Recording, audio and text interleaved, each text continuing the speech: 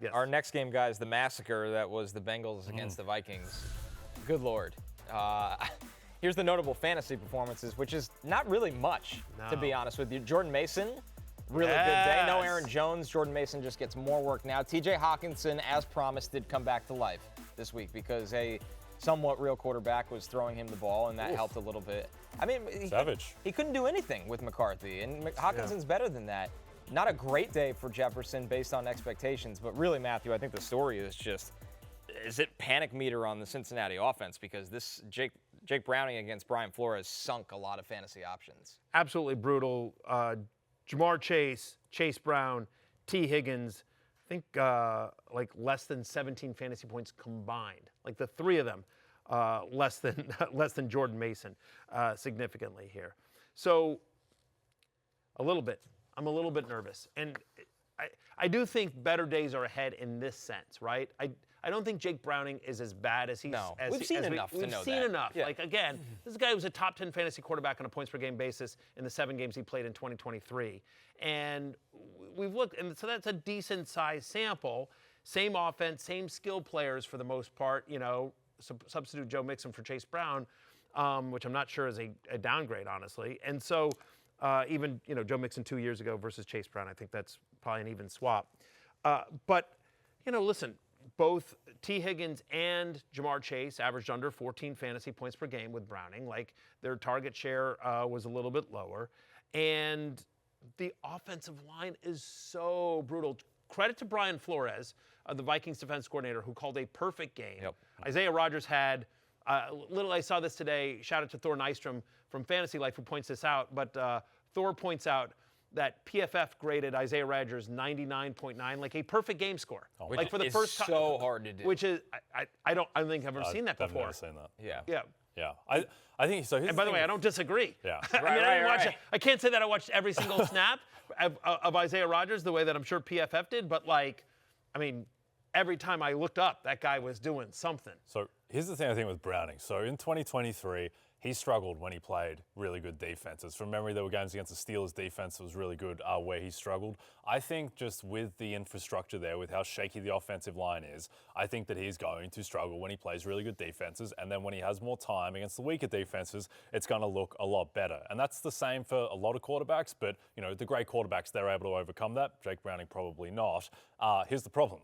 At Denver, home Detroit, at Green Bay are the next 3 weeks. So, he's starting T. Higgins against those And then, teams? by the way, home to Pittsburgh, whose defense isn't what it is before, but still, you've got a sieve of an offensive line trying to, you know, block T.J. Watt and company. Right, you're hoping for a layup right now, and it's just hard to find one. And it's never like you. The Jets. The Jets and Bears. Is bad. Jets and Bears. Jets and Bears, the secondaries are absolutely the fix, but I mean, you can't be waiting for that if you're starting the Brownler for the next couple weeks. Right. And all of these guys. Browning was pressured on 58% of those dropbacks, by the way. Vikings had a 40% blitz rate. I don't know that if you're the Broncos and watching that, you're like, we'll also send the house. Now, I have to believe Zach Taylor is going to sit here and watch this tape and be like, and he's just going to be like, all right, we got to do mass protect. We're going to have to do some 2 tight end sets. We're going to have to chip a lot more. We're going to have to try to do short stuff to get the ball out quickly. Try to figure out ways to like just dump offs to Chase Brown as well. Like, they will adjust, right? But still, I think you're lowering expectations across the board for the entire Bengals offense. I still maintain what I said. Bad day at the office. Bad day at the office. I get it. But I still think Jamar Chase is a low-end wide receiver 1. I still think T. Higgins is a low-end wide receiver 2.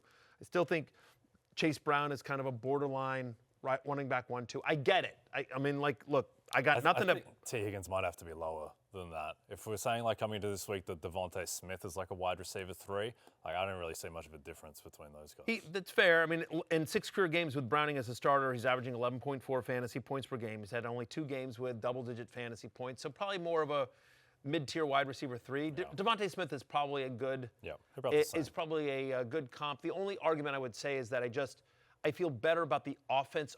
I know that sounds insane, given that Hurts versus Browning, but just I know the Bengals are always going to pass. Yes, right. Like they're going to have to, and it is literally just those 2 guys. Yep. Like, all due respect to Drew Sample, who had himself a nice game. Noah Fant had 5 targets in this one as well. But I just have to believe that it's ultimately going to be Higgins and Chase, and that their talent and the offense. This is one of the higher teams in terms of pass rate over expectations that'll throw. There's games where Devontae Smith gets taken out of the game just by game plan. It has nothing to do with defense or a bad offensive line. Anyway, so I think slightly higher than Devontae Smith, but I understand the concern. Either way, last question here is, if you have these guys, are you trading them? Or because right now it would be rock bottom, like you are selling low. I wouldn't trade Chase. Yeah. Number one, this is as bad as it's going to look for as much as it's Browning. It's like Flores, right? Flores is great. There's no denying it. And credit to Minnesota for taking advantage of everything they could in this one. I just don't think you're going to get the value back on Jamar Chase, who we've seen him before be fine in these instances. So, no. But T. Higgins, I don't know what you're going to get. Like, it's looking grim for T. Higgins right now. Who'd rather have the rest of the season, Jamar Chase or JSN? I'd rather have JSN. I'd still rather have Chase, because I'm holding on hope. If Browning has another week like this, I think Cincinnati makes a move. Yeah, that's true. Like, can you go get Jameis? Do the Giants bench Russ and then you get Russ? Yeah. I know this seems a little crazy, but like, you have. Cincinnati has too much invested into this year. You can't just go, this is what it is. Cincinnati's 2-1 as well. Right, that further enhances the point. Yeah, exactly. They've got to, I would personally trade Chase for like JSN, Amon-Ra St. Brown. I like the floor of those guys more, but I think they're in the same. It's a real conversation for sure. But those are all wide receiver ones. Yeah. I mean, those, that's the thing. And so it's just whether you what you say, like how you sort of feel. I mean, I will say, by the way, if you're out there and you're thinking of trading for Jamar Chase, if you're like, I want to kind of vulture somebody that's struggling right now, next week they play Denver, and you have to assume Pat Surtain is going to be on Jamar Chase. So it might be another bad week. Like, if, after week 4, if you're trying to acquire Jamar Chase at the lowest point, feels like after next week would be the time to do it.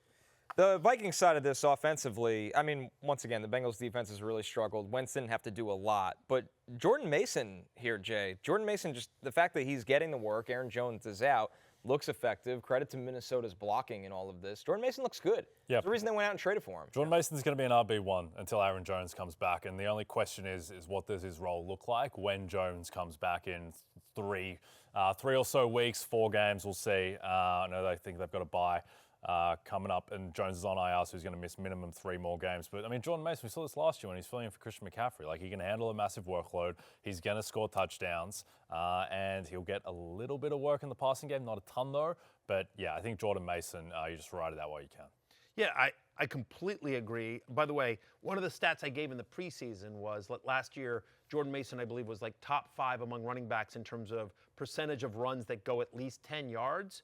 25% of his runs in this game went 10 or more yards. So there's a big playability to Jordan Mason that I don't think people appreciate. And given the struggles of McCarthy or the Carson Wentzness of Carson Wentz, I think Kevin O'Connell is going to want to lean on the run game even more moving forward. Vikings play at Pittsburgh, at Cleveland, then have a bye before they're home to Philadelphia. So a bunch of, I mean, again, Pittsburgh is, but that's going to be a tough road game, right? Playing on the road at Pittsburgh, and then Cleveland, by Philadelphia. So it does not get easier for the Vikings, especially in the run game moving forward. Just quickly before we move off the Vikings, so J.J. McCarthy is supposedly going to come back week 7 after that bye against Philadelphia.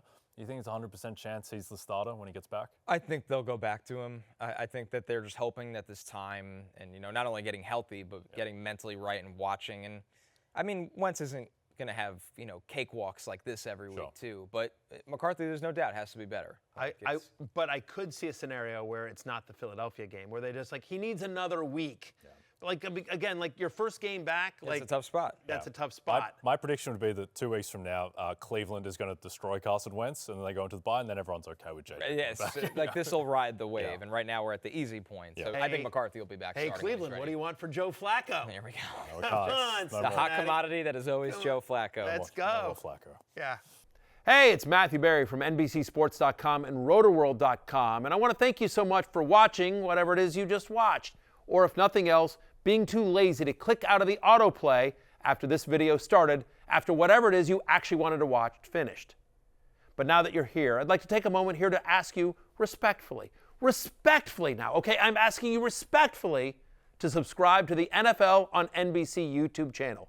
You'll get the latest Roto-World fantasy news headlines, all sorts of great shows, including my own Fantasy Football Happy Hour. So go subscribe now. Again, I'm asking respectfully.